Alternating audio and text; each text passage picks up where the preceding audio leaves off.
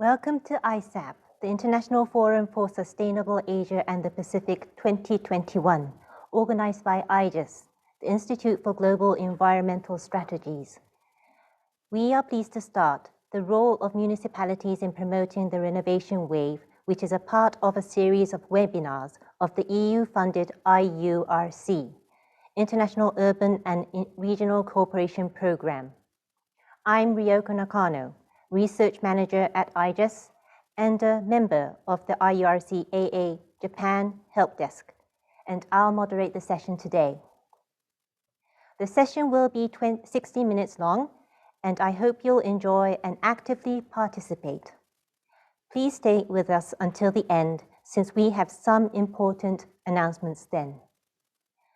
Now I would like to invite our first speaker, Professor Imura, Professor Emeritus of Nagoya University and IURC Japan Key Expert, to give the opening remarks and introduce today's speakers. The floor is yours. Thank you. This session is a joint session with the International Urban and Regional Cooperation IURC program funded by the European Union. The IURC in its second phase started this year, with Japan working within the geographical area of Asia and Australasia, and I am coordinating the Japanese component of this program. Currently, 10 Japanese cities are working with 13 European cities to deal with various urban issues such as climate change, circular economy, nature-based solutions, urban transportation, and economic recovery from COVID-19. The IURC is also organizing a series of webinars to promote clustering activities by cities to complement the city-to-city bilateral cooperation. This webinar is the fourth one in this series. We know that the EU has long prioritized the promotion of building renovation, and recently innovative efforts have been made to support the decarbonization of buildings, the installation of renewable energy, and the promotion of resource efficiency and recycling. Decarbonization of buildings, which is necessary to limit global warming to 1.5 degrees Celsius from the pre-industrial levels, cannot be achieved by a single policy. It would also require the efforts of multiple levels of government and the cooperation of diverse stakeholders to adopt strict building standards. Today, we will share the rich experience, best practices, and lessons learned by the EU, which has been promoting building renovation for the last 50 years, as well as the efforts of a leading city in Japan. I'm joined today by Mr. Paolo Bertoldi, a senior expert in this field from the European Commission and the lead author of the fifth IPCC report. Mr. John Castañares, head of the Energy Efficiency Department of the city of Donostia, San Sebastian, Spain. Mr. Icar Maldades, who works together with Castañares. Mr. Masayuki Fujita, chief at the Global Warming Countermeasures Office at Kyoto City. Mrs. Bridget Penline, Deputy Head of the Department for Federal, European and International Affairs at the Hamburg Ministry of the Environment, Germany, and Mr. Pablo Gandara, Team Leader for IURC, Asia and Australasia. Thank you very much for sharing your valuable experience with us today. I look forward to learning from you together with today's audience, who are mainly from EU and Asian countries. With no further ado, let us begin. Thank you, Professor Imura. Next, I would like to ask our keynote speaker, Dr. Bertoldi, to talk of his analysis of risks municipalities are facing from climate change. Dr. Bertoldi, the floor is yours.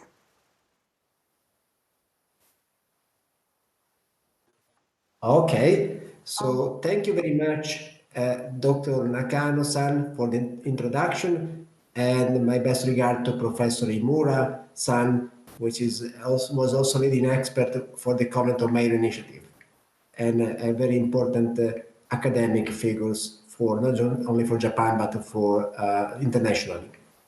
I'm going very briefly to present you the link between European and city level policies for renovation of existing buildings.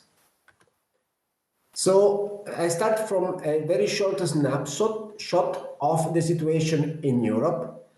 Buildings represent about 40% of total EU energy consumption and 36% of greenhouse gases emissions. The majority of the buildings in Europe were built already, and majority of them, 85, built before this century. And they are not very efficient. And most of these buildings, because our construction style using steel and cement, will be still there by 2050 when we want to decarbonize our economy to become carbon neutral. And this renovation of existing building will require a lot of financing, about 275 billion euro per year. At the moment, less than 1% of the building are renovated.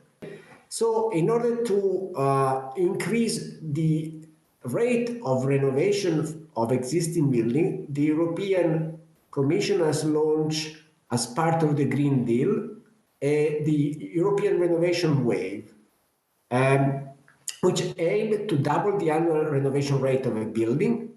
Not only this, but make sure that renovation reduces dramatically the energy of each building and guarantees the quality of the renovation. And to achieve this, all the competent and authority are needed from the EU, the national, the regional, and the local. So also cities have a big important part to play. Just I want to mention that we also launched another initiative called European Bauhaus, which is more for existing buildings. So when the building gets renovated, not only reduce the energy bill for the occupant, so less expenditure, reduce greenhouse gas emissions, improve the indoor air quality, but also result in a boost for the local economy because they create a local job and in particular investment in cities. Next slide, please. Just a reminder that we have a number of other policies in the European Union for targeting building, like Energy Performance of Building Directive, which impose minimum efficiency requirement for buildings and ask member states to develop national long-term renovation strategies. We have another directive called Energy Efficiency Directive. Both of them are law, which ask the mandate to central government to renovate the building at least 3% per year. And finally, we have a directive which imposes technical standards for building technical systems like lighting, air conditioning, heating, and all the other appliances. Next slide, please. This is a picture showing the impact of the Energy Performance of Building Directive on constructions of new buildings. So these are the consumption level. As you can see, all member states are converging towards very low consumption, starting from very high levels. So it means now in Europe, every new building must be very efficient. Next slide, please. This is accompanied by other policy, in particular for financing the renovation of existing building through tax deduction, zero interest loan, grants. In particular, focus is on families or households which have difficulties to pay for the energy bill, in particular now that the price of electricity and gas has increased. So the particular focus is to improve the house of the poor people, which very often are the worst one in terms of energy performance. Next slide, please. One important player for the renovation of building is the creation of one-stop shop at local level, at the city level. In the traditional model, the end user has different contacts and contracts with the electrician, the plumber, the bricklayers, a financial provider, and now with the one-stop shop, everything is centralized in a public service that provide information, assure the quality of the intervention, and also help assuring the finance for intervention. Next slide, please. As I said, financing is very important, and both at the national and local level, there are several options. For example, city have the option of green bonds to then offer grants and subsidies, or maybe to have arrangement with the local banks to allow for lower interest loans. In any case, there are a lot of options in Europe to finance renovation building, also using, for example, revenue from the selling of ETS allowances. Next slide, please. As I said, there are a lot of co-benefit when buildings are renovated. Like, for example, the quality of the building improves, so there is better indoor air quality, less outdoor pollution, creation of local job, reduction of energy poverty, and finally also the value of the property will be increased. Next slide, please. At European level, we see that the city participating in the Common to Mayor initiative are taking a lot of action in buildings. We have almost 10,000 cities, representing almost half of the European Union inhabitants. And you can see where they are distributed, this city in Europe and in countries nearby Europe, which are following very much the same initiative. Next slide, please. And in a city participating in the Covenant of Mayor, buildings are accounting for 56% of greenhouse gas emissions, and they have taken about 90,000 actions, all these 10,000 cities. Most of these actions are aiming at improving the efficiency of buildings, in particular of lighting, building envelope, space, heating and cooling, as well as electrical appliances in buildings. Some cities also promoted the adoption of renewable energies in buildings, in particular to supply heat for the buildings through solar thermal collector or biomass boiler or heat pumps. Many cities offer integrated action, so they target all the buildings from insulation to efficient equipment and appliances. And finally, also we see an increase of measures targeting the information communication technologies, for example, advanced energy management of building and municipal building in particular. Next slide, please. So these slides show you the type of intervention in cities among non-residential building, residential building, and municipal building, and showing basically that the efficient lighting system is very much predominant, as well the cooling and heating measures. What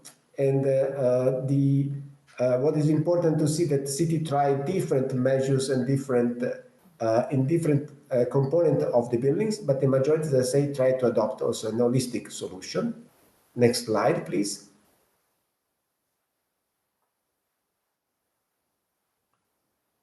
And if you can move to the next slide, please.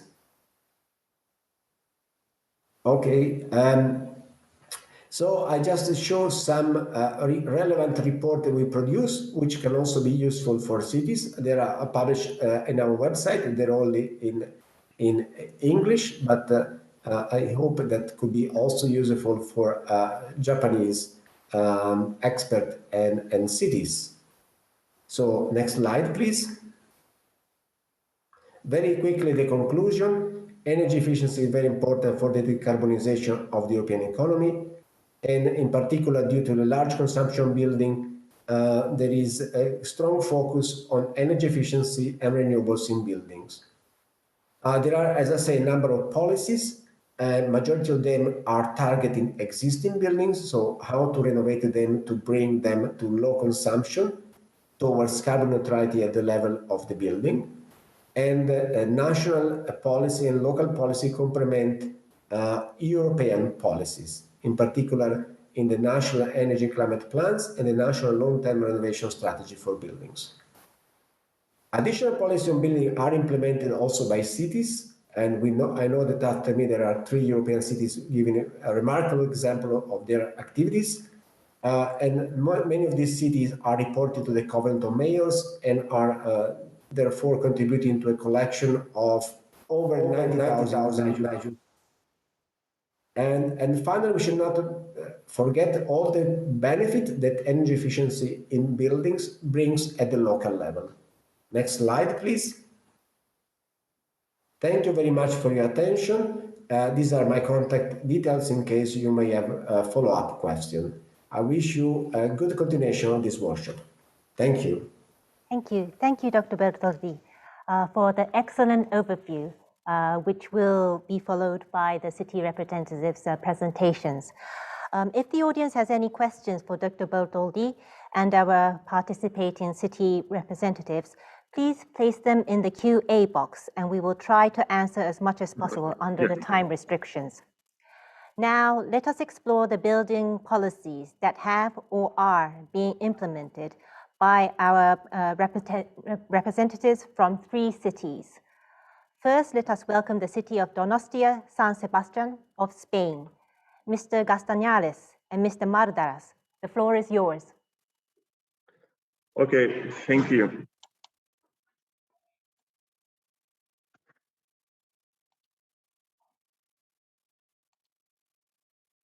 Could you see the slides?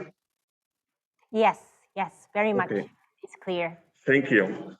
So, first of all, we would like to thank to the International Forum for Sustainable Asia and the Pacific to invite us to do this presentation, and also, of course, to the International Urban and Regional Cooperation to give this chance to do this presentation.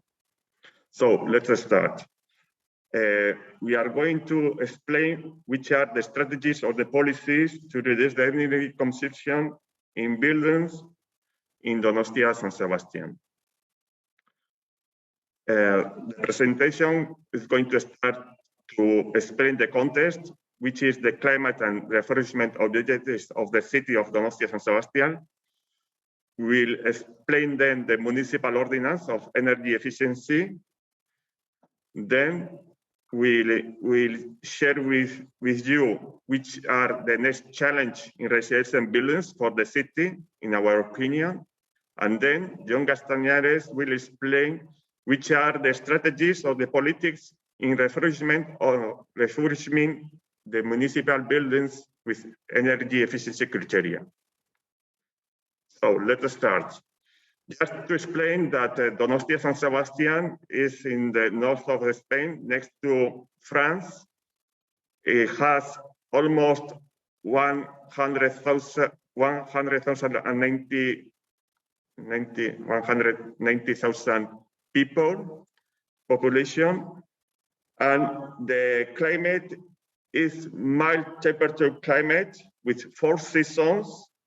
We have cold winters, but not very hard, and warm summers. The average temperature in San Sebastian is 13 grades. We need in buildings, inside buildings, heating and not much cooling necessities. We don't have much cooling necessities in San Sebastian. So most is heating. So, which is the context in climate change fight action? We approved, the government of the municipality approved the climate plan for the 2050 in 2018. They approved, the municipality approved, and then in 2020 we declared the climate emergency. Sorry. So our objectives of reduction of CO2 emissions are 40% of the CO2 emissions in 2030 and the 80% in 2050. If we go to the buildings, in this part, in the left part of the slide, we can see that the emissions of the buildings are almost 22% of the total emissions that are drawn in the municipality. 12% in housing and another 10%, 12% in housing and almost 10% in service and tertiary buildings. So the objective for the joules of housing is to arrive to 2050, decreasing the 30% of the CO2 emissions. So that means that we have to almost renovate or refurbish 3,000 joules per year. So why the energy refurbishment? There is no only one.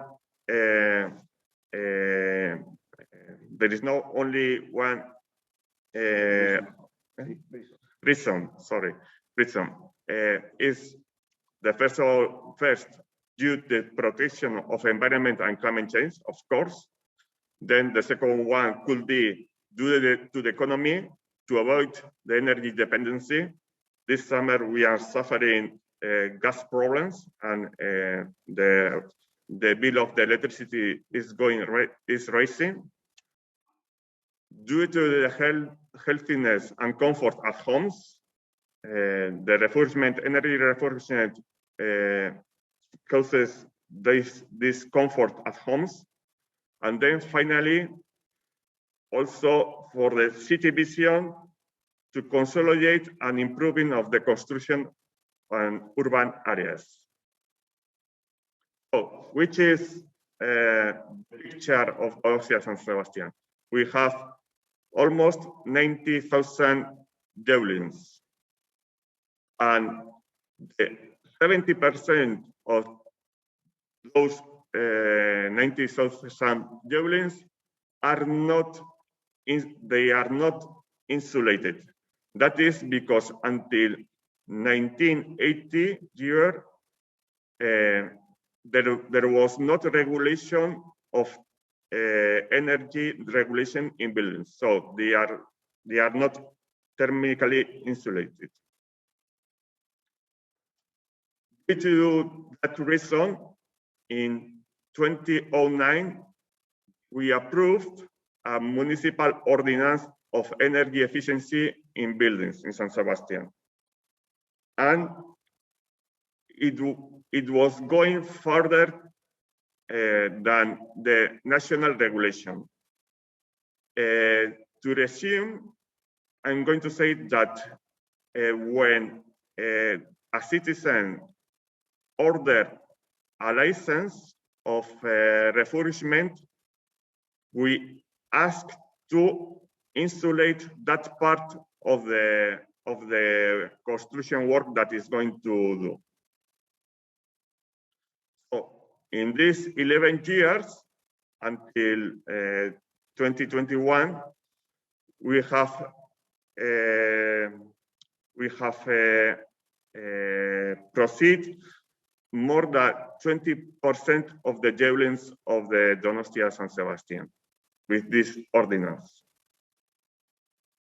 We have proceeded more than 1,456 works, that mainly the construction works have been facade, then roofs, and less both roofs and facades in the construction, and only 2 of them were integral renovations. What has supposed this?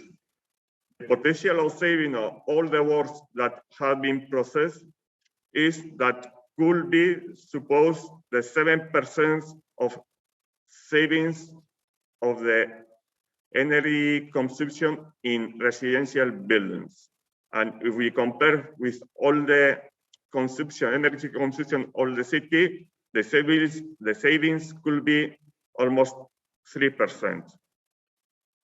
If we talk about CO2 emissions, the savings, the potential savings of the works that had been done could be the 6% of the housing emissions and only 0.7% of the all the emissions of the city. That is that because the mobility, the height of the mobility is very, very high in the emissions of the city. These are some examples of the construction works that have been processed or have been informed by the ordinance. Mr.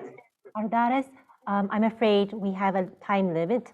Would it be possible to present in the remaining part of your presentation in 1 minute? Okay. I'm sorry to ask. Okay, let's go. Well, okay. The next challenge will be to do the district integral retrofitting, and then now John is going to explain a little bit of the municipal buildings.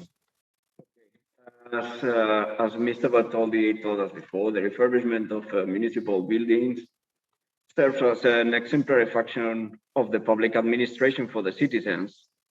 And at the same time, it serves to reduce consumption and therefore to fight against climate change. As mentioned before, some of the European cities have signed the Covenant of Majors, and San Sebastian is one of those cities. We have almost 90 buildings, and 27 of them have to be refurbished by 2030, achieving at least a B. That's because of the Basque Public Administration Law. The law, among other requirements, also states that 32% of the energy consumed by the municipality must be generated by renewable energies by 2030. So what do we do with our buildings? We do total refurbishment, changing electrical, thermal, and thermal envelopes, partial refurbishments, changing electrical appliances and installations, and on the third point, the production of renewable energy for self-consumption of the buildings with biomass, solar PV, and thermal.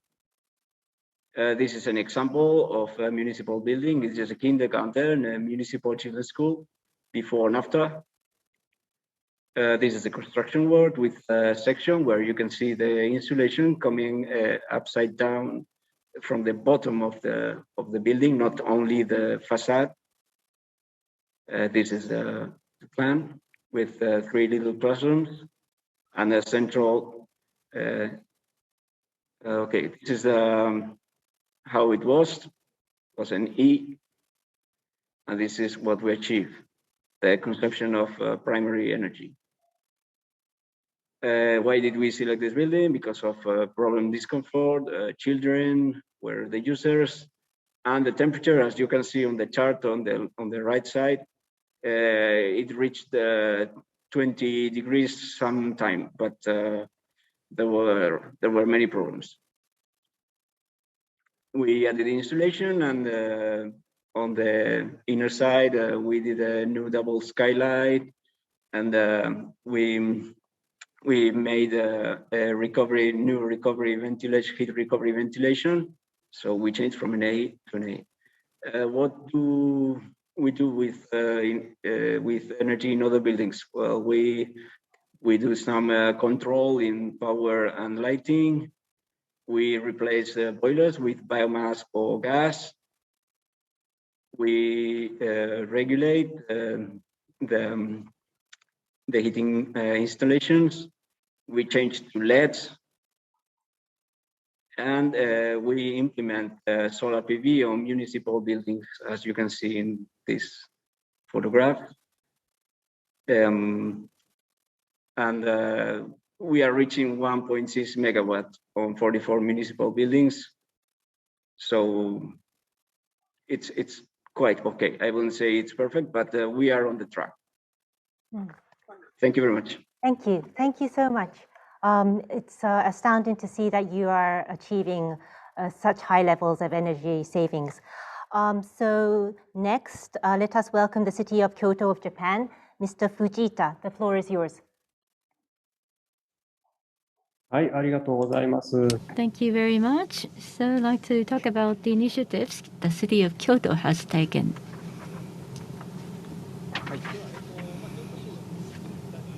So what we have done for buildings in Kyoto. First, I'd like to thank ISAP and IURC for giving me this opportunity to speak. In summertime, it's very hot. In the winter, it's very cold. In the midst of summer, the temperature goes up to 40 degrees. It's very hot in summer and cold in winter. So what we can do for building is quite important. So why did we decide to promote policy for buildings? As you can see here, this has been taken from ISAP. Of course, we are trying to change lifestyles of people, which is very important. But in order to reduce GHG emission, the impact can be so large if we work on buildings, improving insulation performance, setting up solar panels. These will be quite effective in terms of reducing emissions. Today, I want to talk about energy saving and insulation performance improvement and also PV panels. But out of all these measures, I want to focus on renewable energies. So this is something that we have started since 2011. We set obligations for buildings. As you can see, installation of renewable power generators for new buildings to be constructed, including solar panels. So builders are asked to set up solar panels and other renewable power generators on new buildings. There are other building energy performance benchmark. CASP Kyoto is another thing that we are working on, and we are also promoting greening. For renewable energy generators, this is the obligation for buildings that has floor area larger than 2,000 square meters, and at least 30 gigajoules of renewable energy should be made available on new large buildings. So what does this mean to builders? 30 gigajoule can be translated to energy consumption of about 3,000. Well, actually, the large buildings energy consumption is about 3,000 gigajoule, and we wanted to at least 1% of the building's energy to be covered by renewable power. You may think this is very small, but this can be a starting point. So that will be the standard set in 2011. And then later on, in May 2019, the city of Kyoto, the mayor pledged zero carbon emission by 2050. The Kyoto decided to become carbon neutral by 2050. By the way, the national government of Japan declared net zero later on. Currently, 479 municipalities in Japan declared to become carbon-free by 2050. So carbon neutral by 2050, the pledge we made. How can we reach that level? There are multiple challenges, but out of which things that we should focus on are at least the buildings. Countermeasures to improve energy efficiency of buildings. As I said earlier, the obligatory ordinance is one example. So the energy saving efficiency and insulation performance are some of the focal areas. This is not the city of Kyoto, but this is the obligation set by the national government. There is the energy conservation law of the national government targeting large buildings over 2,000 square meters. Today, the scope has expanded to include the buildings that is larger than 300 square meters of floor space. So the city of Kyoto decided to rely on the national standards. But rather, we wanted to focus on renewable energy generators installation, which was not done anything by the national government. So as you can see here, we have different size of buildings on the x-axis in terms of floor level, floor area, and how many generators, renewable energy generators are set up. This is indicated by the y-axis. 30 gigajoule is the lowest standard. And you can see many builders set up the minimum renewable energy, although there may be an opportunity for them to set up many more renewable energies. They, at least in the first phase, chose to become the least possible renewable energy. This is the result of the survey. In the beginning, we set obligations for large buildings over 2,000 square meters, but next year in April, we're going to expand the scope to include the middle-sized buildings, which actually has 300 square meters or more, and there will be more obligation set on larger buildings, depending on the energy consumption. As you can see, the solar panel prices are coming down. That is indicated on the right-hand side. And the national government is now keen to reduce energy consumption. That is why we expanded the scope to include middle-sized buildings that were categorized between 300 to 2,000 square meters. For small buildings less than 300 square meters of floor space, there will be subsidies given so that they can set up solar panels. Lastly, this is a result of the survey for those who already set up the renewable power generators. More than half of them actually decided to set up renewable energies in responding to the proposals by the architects.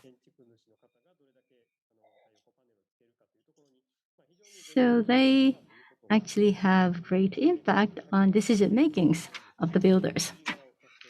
Therefore, we decided to work on architects. Architects are now asked to explain to building owners, builders, about how much CO2 could possibly be emitted from the building and how much it costs to set up solar panels.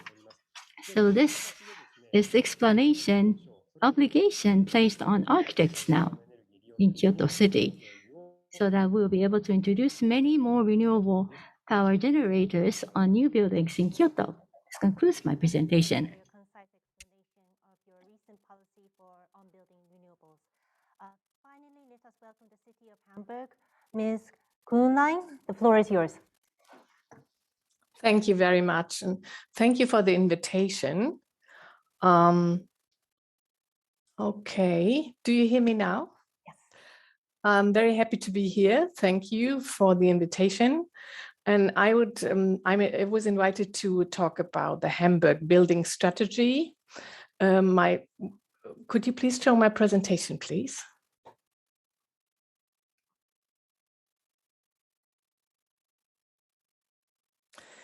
Yeah, Thank you very much. First slide, please. Yes, I only wanted to give you an idea of the city I represent. Hamburg is the second largest city in Germany and the economic center of the north. So it's more cold and less hot there. With about 2 million inhabitants, it's we have one of Europe's leading seaports and a strong focus on industry, trade and services. We were awarded the title European Green Capital back in 2011. And sustainable urban development is a top priority for us. Next slide, please.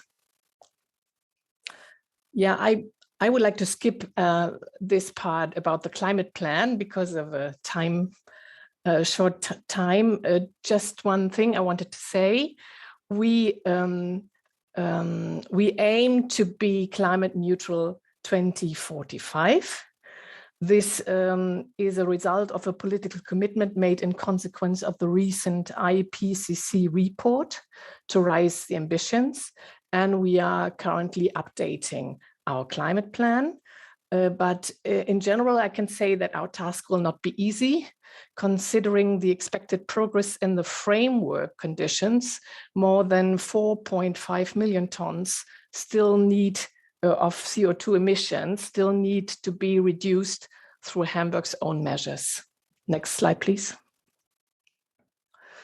We all know that buildings are a key area in this regard. Buildings account for 25% of total energy demand in Hamburg.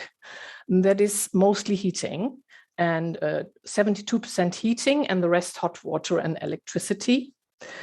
And therefore, the energy efficiency in buildings is a key area. In combination with our efforts to decarbonize the heat supply, especially our district heating systems. Our target for 45, we want to achieve an average energy demand in our building stock that corresponds to 3/4 of the minimum standard required by federal regulations for new buildings. To be successful, we need to at least double the renovation rate.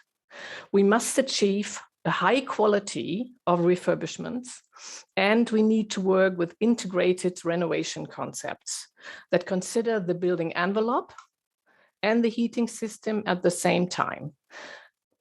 Next, please.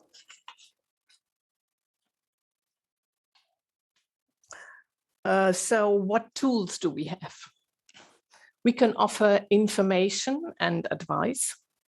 We can use incentives, that is financial support from the city and the federal government. And last but not least, we have the law. Next, please. In Germany, there are many ways to get financial support for energy saving measures. And it's quite easy to get lost in this incentive jungle. So that's why we decided there is need for a guide. Therefore, we have set up the energy pilots in Hamburg. As a public service, the pilots provide general advice on all energy issues. They are easy to reach by phone or mail, and the service is free of charge. One simple first step for anyone who wants to keep energy costs low and contribute to climate protection. The second step in information and advice is a detailed advice from qualified engineers, mostly from private engineering firms. And the federal government covers 80% of the costs if you use the advice to renovate your building. And if you work with a so-called individual renovation plan, that is an advisory standard that ensures a comprehensive and technically excellent roadmap for the building in question, you can receive a bonus of 5% on top of the financial support from the federal government. And the third step in the information and advice is the advice on the various options for financial support for your building. The service of our energy pilots is well received, and the number of the individual consultations is high. In the first half of 21, it was around 5,000 consultations. Next, please. The federal government gives financial incentives as low-cost credit combined with repayment subsidies or as a grant. And this money is coming out of the National Climate Fund. This is fed by the emission trading system in Europe. The general principle is the better the energy standard you reach, the more money you can get. The support applies to overall renovations and to single measures such as new windows or roofs or envelopes, for instance. For commercial buildings, we have a detailed, more complicated support system. Next, please. The Hamburg Climate Act opens the law opens the possibility for the city administration to make connection to the district heating network mandatory. This can also apply to existing buildings, and buildings with a very low energy demand can be exempted. But this is very important in this sector because we step by step we decarbonize the heating supply, and every building that is connected to the heating network has climate a very efficient way of heating supply. A second point, the public utilities owned by the city of Hamburg are legally obliged to phase out coal and heat generation.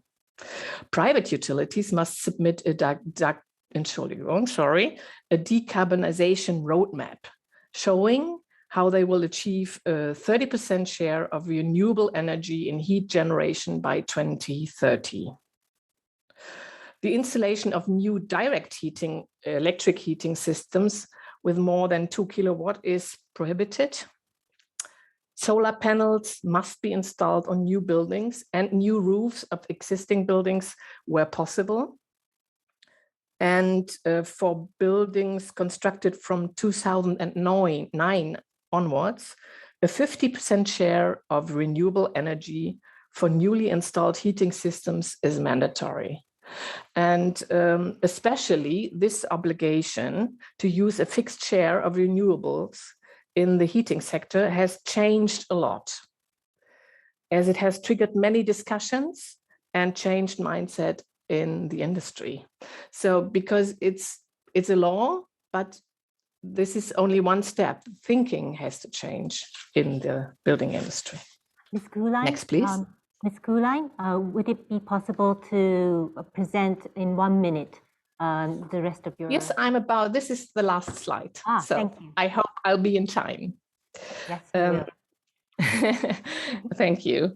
Yeah, Hamburg wants the public sector to act as a role model. So the Climate Act sets more ambitious standards for new buildings, new public buildings. Energy demand is 50% of the federal minimum standard. More renewables than the general standards. We want to have more renewables than the general standard is. Renovations must follow firm guiding criteria, and we aim for the use of climate-friendly materials as wood, if possible. We want to be climate neutral as an administration by 2030. That's the goal. Next, please. So that's the last slide. Thank you very much. This has been a brief overview of about our strategy on energy efficiency in buildings. And thank you very much for your attention. Thank you very much, Ms. Kuhlein, for your excellent presentation and so in-depth insights. I think today we had numerous examples of incentive mechanisms and informatory services, as well as regulations. And I hope this has been some food for thought for municipalities when they address these their own policies in buildings. So finally, please might I welcome Mr. Gandara for his comments and also closing remarks. Mr. Gandara, the floor is yours. Thank you very much, everyone. Should I share my screen? Yes, please. Okay, so just give me 1 second, please. It's probably over here.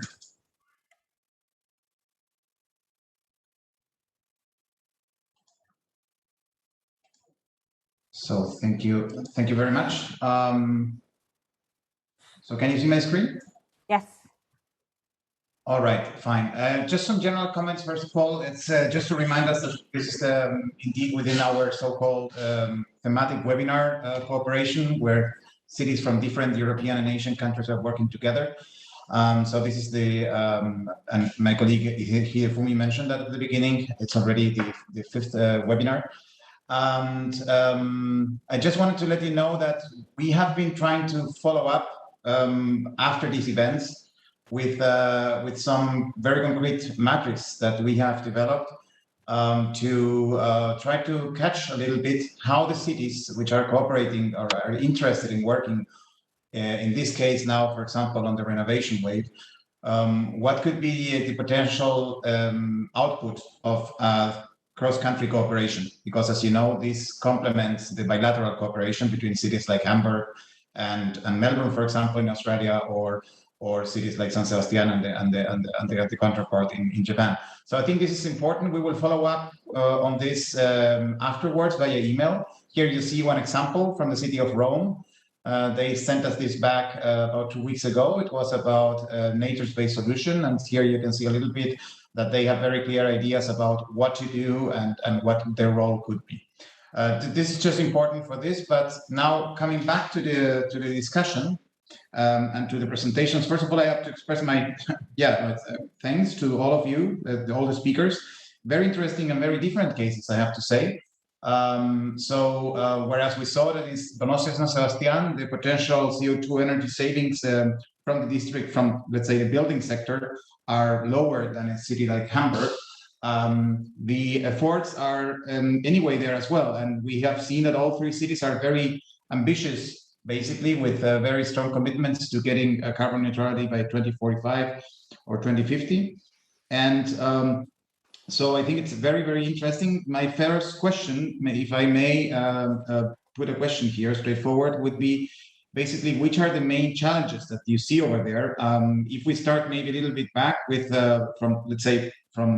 with the last intervention by Brigitte from Hamburg, you said basically you have all these different toolbox, the information and advice, and so on. And one of the points you have there is all this scheme to support these individual renovation plans and so on. So my question is, it looks very structured and very thorough thought. Where do you see the biggest challenges in the construction and renovation and retrofitting buildings in Hamburg? Yeah, I think the biggest challenge is the speed, the speed that we need. And to achieve this is very, very difficult. And one factor is the necessary investment is quite considerably high. And the second is, we have a lack of experts in all fields of renovation, energy efficiency, and energy efficient construction. And we have a big construction program going on for new housing units, or for new housing, because there is a lack of housing in Hamburg. So for the new buildings, it's not that big the problem, but for the old buildings. And the third maybe is historical buildings. We have, even after the war, where there were some quarters left, that have very old and historical buildings that are protected by law. And so to renovate this is quite a challenge as well. Good, thank you very much. I don't know, Ryoko, if you want me to put some more questions, or if you're taking the questions from the audience? So at this point, there aren't any questions from the audience. So, but okay, I think because of the time constraint, about one more question would be possible, if you would like. Okay, yeah. I think that, I mean, I would have questions to all the participants, I have to say, to all the speakers, because I think the examples are really interesting and very different, as I said, different challenges. Very interesting to see, for example, in Japan, the way you're working, you're making use of the national regulation also, and this is a very strong political statement by the mayor to get carbon neutrality. But then maybe let me get back to the very first speaker of the series, which is Paolo Bertoldi. I don't know, Paolo, if you're still there. Paolo? Yes, I'm here, yes. Hi, Paolo. Yeah, maybe one question. You mentioned at the beginning the European climate law and the new, basically, the interesting capabilities that you have through by this law and so on. Is within the new Green Deal, the European Green Deal, have you foreseen a specific also, which are like the main policy measures that you're foreseeing for the energy, for retrofitting buildings? And yes, where do you see that the cities have the largest or the biggest need? Let's put it this way. Yes, first of all, there is the Renovation Wave, which is a very well-fledged document. I invite all of you to read because it highlights the various barriers that already the colleague from the city of Hamburg has raised, like the lack of qualified workforce. If you want to renovate millions of buildings at the same time, in every country there's this problem. Not enough workers in construction, not enough skilled people to design, to renovate these buildings. Financing is in the billions, raised to 100 plus billions. So how to mobilize this financing? The current recovery and resilience plans under the EU Next Generation will provide some financing to member states. They can also use revenue from ETS, again was mentioned by Hamburg, but we need to mobilize also the private sectors. So lack of workforce, financing, and I would say in the end, the European Union is also considering possible mandatory requirement under the revision of EPBD that I present is going to be revised very soon. A proposal may come up in December, where there may be some hint about mandating city and national government to renovate the worst buildings.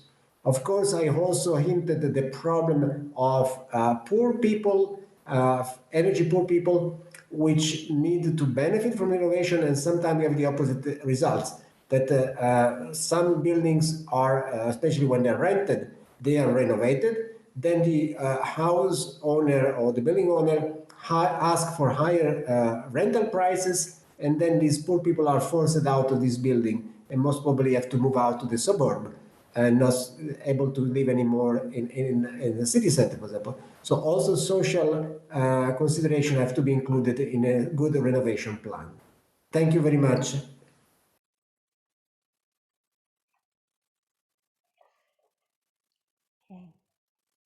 Thank you so much for the insights and also for your closing remarks, Pablo.